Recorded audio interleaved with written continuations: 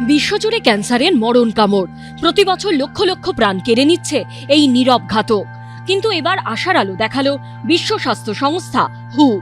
বিশ্ব ক্যান্সার দিবসে প্রকাশিত হু এবং আন্তর্জাতিক ক্যান্সার গবেষণা সংস্থার রিপোর্ট বলছে, চাইলেই বিশ্বজুড়ে ক্যান্সারের হাত থেকে রক্ষা পাওয়া সম্ভব প্রায় 42% মানুষের। শুধু সচেতনতা আর সঠিক জীবনযাত্রার মাধ্যমে বছরে প্রায় 71 লক্ষ ক্যান্সারের ঘটনা প্রতিরোধ করা সম্ভব।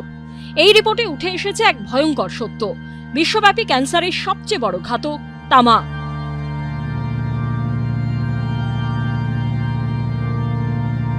মোট নতুন ক্যান্সার আক্রান্তের প্রায় 15%-এর জন্য দায়ী ধূমপান ও তামাকজাত দ্রব্য।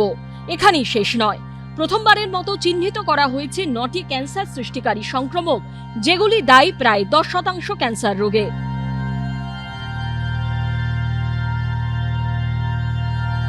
হুয়ের রিপোর্ট অনুযায়ী অ্যালকোহল সেবন, অতিরিক্ত ওজন, শারীরিক নিষ্ক্রিয়তা এবং মারাত্মক বায়ু দূষণ এই সবকটি ক্যান্সারের ঝুঁকি বহুগুণ বাড়িয়ে দেয়।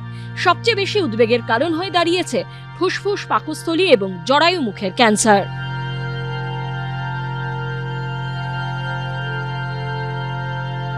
অ্যালকোহল, অতিরিক্ত ওজন, শারীরিক নিষ্ক্রিয়তা ও মারাত্মক বায়ু দূষণ ক্যান্সারের জন্য অন্যতম দায়ী। ফুসফুসের ক্যান্সারের মূল কারণ ধূমপান এবং বায়ু দূষণ। পাকস্থলী ক্যান্সারের পেছনে রয়েছে ব্যাকটেরিয়াল সংক্রমণ। আর জরায়ু মুখের ক্যান্সারের জন্য দায়ী হিউম্যান প্যাপিলোমা ভাইরাস HPV।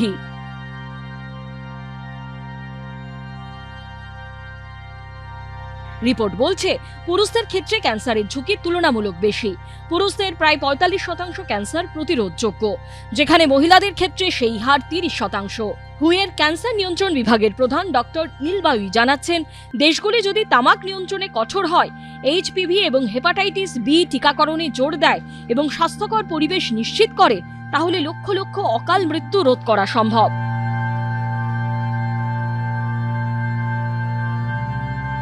ক্যান্সারের বিরুদ্ধে লড়াই শুধু হাসপাতালেই নয়, এই লড়াই শুরু হয় সচেতনতা থেকে। আর সেই সচেতনতাই হতে পারে লক্ষ প্রাণ বাঁচানোর সবচেয়ে বড় হাতিয়ার। ABP live.